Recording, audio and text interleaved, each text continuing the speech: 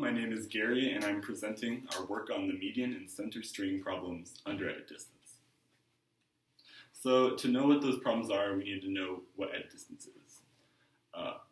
Basically, edit distance is given two strings of length n. What are the least number of insertions, deletions, and substitutions needed to make those two strings equivalent? So edit distance has a relatively straightforward dynamic programming solution that runs in quadratic time. This solution is pretty famous, and it's frequently taught when students are learning dynamic programming. And actually, this quadratic time algorithm is optimal within polynomial factors under Seth. This is a pretty famous result proven in 2014. So on to median edit distance. So median edit distance basically generalizes edit distance to k-strings. So given k-strings, what's the least number of edits needed to make the k-strings identical? So if k is linear in the input size, this problem is NP-complete. But if k is a constant factor, this problem can be solved in n to the k time using a relatively straightforward dynamic programming algorithm. So what is our results? We basically show that for every k greater than or equal to 2, the median edit distance problem on k-strings over an alphabet of size order k cannot be solved in n to the k minus epsilon time. So basically, the dynamic programming solution that runs in n to the k time is essentially optimal under Seth. So let's discuss our reduction briefly before we dive into the details. So our starting problem is called the k-most orthogonal vectors problem. And basically, this problem is a generalization of the widely used orthogonal vectors problem.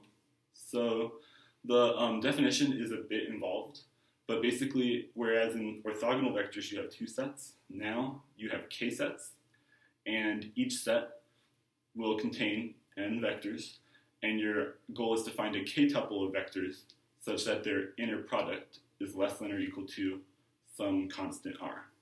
So, there's a lot of things going on in this definition, but basically the structure is basically the same as orthogonal vectors. You're finding a k-tuple that will be a solution. You're finding a k-tuple of vectors whose inner product is smaller than some constant r. So this problem was introduced when trying to prove the conditional lower bound on the k longest common subsequence problem. And in fact, this problem was shown to be Seth-hard. And so this will be our starting point, and if we can reduce k-most orthogonal vectors to our problem, median edit distance on k-strings, then we will have a tight within polynomial factors lower bound based on Seth. So just to briefly go over the structure of our reduction. So basically our objective is, given a k-most orthogonal vectors instance, we want to construct k-strings so that the k-strings will have small median edit distance if there is a solution to k-most orthogonal vectors, and have a large edit distance otherwise. So basically, our structure is going to follow the structure of k-most orthogonal vectors. So in our input, we have to k-most orthogonal vectors, we are given k sets. Each set contains n vectors, and each vector is composed of d bits. And likewise, in our reduction, we're going to have k-strings, each string corresponding to one of the k sets. And each of the strings is going to be composed of vector gadgets, which will correspond to the vectors in the sets. And each vector gadget is actually going to be composed of coordinate gadgets. And those coordinate gadgets will correspond to the d bits within each vector. So it's relatively straightforward. So let's get started with the coordinate gadgets. So in this coordinate level step of our construction, our goal is, given k bits, we need to be able to distinguish between whether the k bits have product 0 and whether the k bits have product 1. So we're going to want to get a small edit distance if the k bits have product 0, and a large edit distance otherwise.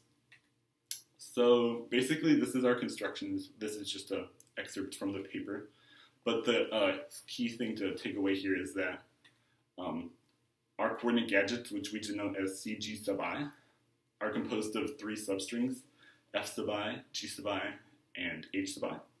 And these 3 substrings are separated by these padding 4 symbols. So we have 4 raised to the L1 symbols in between each of these 3 substrings. And basically the idea is L1 is going to be a very large constant, and in fact so large that basically all of the FIs are forced to align with each other in the optimal edit sequence. All the GIs are forced to align with each other in the optimal edit sequence. And all the HIs are forced to align with each other in the optimal edit sequence. And so then what this means is that the number of edits needed to align the K coordinate gadgets is going to be equal to the sum of the F substring edits plus the sum of the G substring edits plus the sum of the H substring edits. And so, glossing over the more technical details, basically we've constructed F, G, and H to satisfy our goal. So basically when the K bits are 0, it's going to have the edit distance between the K coordinate gadgets is going to be some small constant. In our proof, it's 2 to the K minus 1 squared. And if the product of the K bits is 1, then the edit cost of the K coordinate gadgets is going to be a larger value. In our case, 2K minus 1 times K minus 1. And so this satisfies our coordinate level constraints, basically. Now we are able to distinguish between when the product of k bits is 0 and when the product of k bits is 1. And so now we're going to move on to the vector level construction. In this step, basically, we're going to be given k binary vectors, and our goal is to be able to determine, are these k binary vectors a solution to the k most orthogonal vectors problem? And so we're going to do that by making sure that our corresponding k strings have small edit distance if the k vectors are a solution, and a large edit distance otherwise. And so basically there's 2 things to note here. Our vector gadgets, which we'll denote as VG sub I, are going to actually be composed of our coordinate gadgets. So we're kind of constructing the vectors are composed of coordinates, and so naturally our vector gadgets are going to be composed of coordinate gadgets. And I think it's important to note here that this construction is basically a relatively straightforward generalization of the construction in the original edit distance lower bound. So in this case, it's the 2 proofs tend to line up very similarly. And so here's a proposed construction. So suppose we defined our vector gadgets as VG sub I as just the stringing of the D coordinates corresponding to each vector, separated by 5 symbols. So if we did this, then basically each coordinate, the first coordinate of every vector would be aligned, and the second coordinate of every vector would be aligned, and the ith coordinate of every vector would be aligned for all D coordinates. And so the result of this would be that now the edit distance between our k vector gadgets is going to be proportional to the inner product, which is that sum shown there. It'll be proportional to that inner product. So then the edit cost of these k vector gadgets is just going to be the edit costs of aligning the D coordinate gadgets. And so this is almost what we want, because now if the inner product is small, our edit distance will be small. But the problem now is that if the inner product is large, then our edit distance can be very large. And so this is a problem because this edit cost might be so big that we might not be able to find an actual solution to the k most orthogonal vectors instance within our sets. And so basically we're going to do this. So this is not okay. We're going to have to modify the structure, and basically we're going to have to normalize it so that basically we'll be able to distinguish between when the the inner product of the k vectors is less than or equal to r, and when the inner product is greater than r. So, yep, this is our revised construction, and we're going to call it Vg sub I prime. And basically the idea is we're going to compose our VGI, the VGI prime strings are going to be composed of our VGI strings, along with some additional padding. And basically the idea is, the main difference is that we're changing the first string so that while it contains VG1 of V1, it's also going to contain VG1 of phi, where we call phi an escape vector. And basically the idea here is that if the edit distance between the k, if the inner product of the k vectors is large, much greater than r, then we can align the k vectors with this escape vector phi and get some fixed larger value. And so now we can avoid the problem of having a too big edit distance between the k vector gadgets. And so, yep, this basically is repeating what I'm saying. If the k vectors are a solution to the k most orthogonal vectors instance, then we align the k vector gadgets Vg1, V1, Vg2, V2, and Vgk, Vk. But on the other hand, if it's not a solution, then we align Vg1 of phi with the other vector gadgets. So, yep, in the case where the k most orthogonal vector, when the vectors are a solution to k most orthogonal vectors, then we're going to align the VGI VIs with each other, like in this picture, and we're going to delete this bit here. On the other hand, if it's the other case where the inner product is greater than r, so the k vectors are not a solution, then what will happen is we are going to align the Vg1 of phi with the Vg2, V2, Vg3, V3, all the way up to Vgk, Vk. And we'll delete the bit on the left end instead. And so basically what this does is it kind of creates this binary where if the vectors are a solution to k most orthogonal vectors, then we'll have this small edit cost where we perform this edit sequence. And otherwise, we can achieve this fixed upper edit cost here on the right-hand side.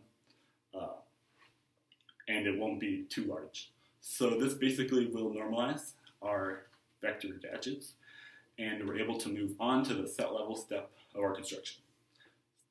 So our goal in the set level step of our construction is, given k sets, S1, S2, all the way up to Sk, we want to construct k strings, one corresponding to each set, such that if the k sets have a solution to k most orthogonal vectors, so basically if there's a vector in each set such that their inner product is less than or equal to r, then we should be able to, then the edit distance between the k strings is going to be some small value.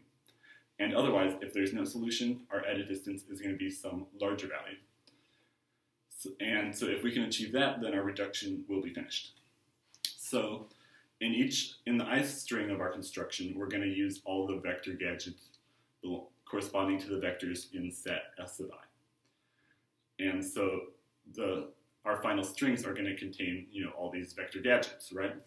But the problem really becomes there is basically n to the k different possible solutions to the k most orthogonal vectors, because there's basically n to the k different k tuples that we need to test to see if they are a solution to k most orthogonal vectors.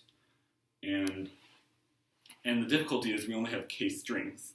So we're going to need some sort of flexibility in the edit alignments to our k strings, so that any of these k tuples could possibly be a solution, could be aligned in the optimal edit sequence. So basically, that's our problem here, is that basically we have k strings T1, T2 through Tk, and we need to be able to check all n to the k different possible alignments of the vectors. So that basically will mean we need to be able to test all n to the k different alignments of vector gadgets within our k strings. So at first this seems like a pretty difficult problem. Basically, we have k strings, and we need to fit much more, we need to be able to test much more different alignments of the strings, basically, one corresponding to each possible solution to our k-most orthogonal vectors instance. And so basically, we're going to need our strings to be able to move around so that they can align in different ways. And the solution we came up for that is to make sure that our k-strings have different lengths. If we make the k-strings different lengths, then we're able to align our k-strings so that any possible k-tuple of vector gadgets can be aligned in an optimal edit sequence, in theory. And so just to give some intuition behind that, basically, these are our k-strings, T1, T2 through Tk, and in each string Ti, we're going to include the vector gadgets Vg sub I corresponding to set Si. And we're also going to include all these padding symbols, these red padding symbols, right? And the idea is that because we've added these padding symbols, and so our strings are of different lengths, we're able to shift around our strings so that any possible k-tuple of vector gadgets could be aligned in an optimal edit sequence. So, for example, maybe the last vector gadget in the first string could be aligned with the first vector gadget in the second string, and it could be aligned with some other vector gadget in the ith string, all the way up to k. And so basically, we're able to shift around our alignments, basically. So as you can see in all of these pictures, the idea is that these shifted alignments are all possible because our k-strings are of different lengths. And so basically, to make a long story very short, our k-strings, our edit distance, so the edit distance of our k-strings is going to be smaller if there is a solution to the k-most orthogonal vectors problem. And this will be because we can, if there is a solution, if there's some k vectors v1, v2 through vk whose inner product is less than or equal to r, then we can align the corresponding vector gadgets in our final strings, t1 through tk, and basically achieve a smaller edit distance. And otherwise, if there is no solution to the k-most orthogonal vectors problem, then we can align our strings arbitrarily and we'll achieve some fixed larger edit distance. And so that's basically the reduction, right? Because now we've shown that we can distinguish between when there is no solution, because we'll have a larger edit distance, and when there is a solution, because we'll have a fixed smaller edit distance. So that's our reduction from the k-most orthogonal vectors problem to the median edit distance problem. And so we've shown that basically there's no n to the k minus epsilon time solution under Seth. So now I'm going to briefly discuss center edit distance and our complex hardness results for this problem. And so basically the idea is, given a set S of k strings as input, we want to find a string little s that minimizes the maximum edit distance between little s and any of the strings in set S. And so we call this string that minimizes the maximum edit distance the center string, and we call this maximum edit distance between little s and any string in set S the center edit distance. And so basically, just like median edit distance, this problem is NP complete when k is linear in the input size. And also, this problem has an n to the 2k times solution when k is constant. And so what we will prove is that we can reduce median edit distance on k strings over an alphabet of size sigma to an instance of center edit distance on k strings over an alphabet of size sigma plus 1. And so as a result, we're basically going to have the same hardness results for center edit distance as we do for median edit distance, which is basically to say we can show there's no n to the k minus epsilon time solution for any epsilon greater than 0, and for strings over an alphabet of size order k, unless Seth is false. Okay, so now let's discuss our reduction to center edit distance. So basically, we'll be given in our immediate, we'll start with an instance to the median edit distance problem, which will be k strings x1, x2 through xk, each of length n, over an alphabet sigma. And then we're going to construct an instance to the center edit distance problem, which will be composed of k strings y1, y2 through yk over an alphabet of sigma prime equal to sigma plus the union of a padding symbol, which we denote the $sign symbol. And so basically this is our construction. And basically the idea is each of our k strings yi is going to have a different rotation of the kx strings, which are the input to the median edit distance problem. And so, and in between each of these xi strings, we're going to have a large padding of $sign symbols. And so basically the idea is that the $sign symbols are going to be forced to align with each other. So,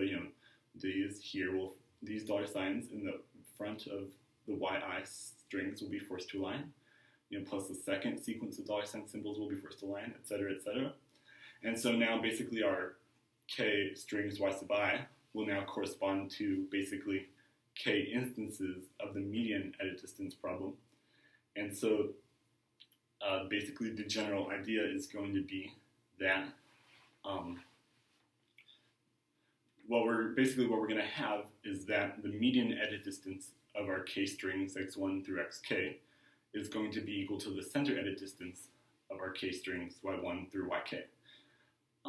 And so this equality is relatively straightforward to prove if you read the paper. And so yeah, this basically completes our reduction.